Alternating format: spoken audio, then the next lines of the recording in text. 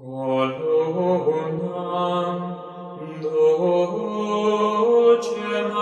am Maria Garcia de Fleury.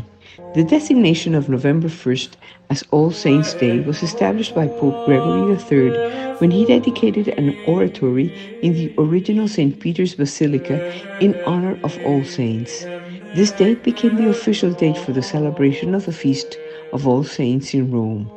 Adon of Vienna recounted how Pope Gregory IV asked King Louis I the Pious to proclaim November 1st as All Saints' Day throughout the Holy and Roman Empire. The famous temple of the Pantheon in Rome, originally dedicated to the worship of all the gods of the Roman Empire, fell into disuse at the end of the 4th century. In 1608, the Emperor Phocas donated it to Pope Boniface IV, who transformed it into a church and inaugurated it on May 13, 610, under the patronage of Saint Mary of the Rotonda.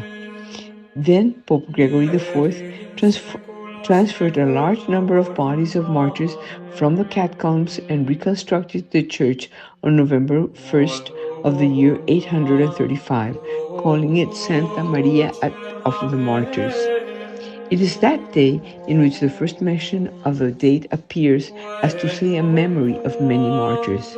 It was this Pope Gregory IV who extended the festival to all people.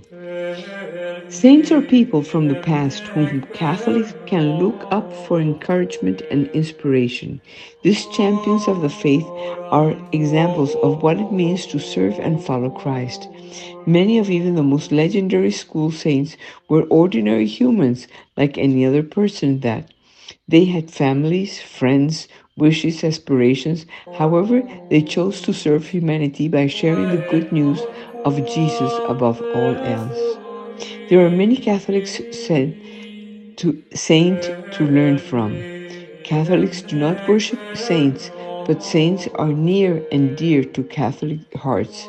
Catholic respects and honors the saints and considers them the heroes of the Church. The Church emphasizes that they were ordinary people from ordinary families and that they were fully human. The saints are the ones who are encouraging us from heaven to continue. Although we sweat and are tired, depressed, we have to continue. The saints are the ones who are encouraging us from heaven to continue. Although we sweat and are tired, depressed, they continue to believe. Angels continue to believe in us and are there to accompany us to reach the goal that is heaven. Let us ask the saints to be our cheerleaders at all times and, of course, lives because we want to get to heaven and it is difficult to get there alone. But with everybody's help, we can. That is why it's called the communion. The communion of saints. We are surrounded by a multitude of people who have already made it to heaven, who had the courage to encourage us to make it too. When you feel weak, depressed, you cry or take the soaps. If you have one of your preference or with whom you identify more, even better. Call on the saints to accompany you in the journey of life. I assure you that they make our lives easier and lighter.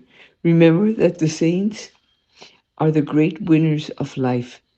Take advantage of reading some lives of saints to inspire your life because they already knew how to get there and they are happy in heaven where God is because with God we always win.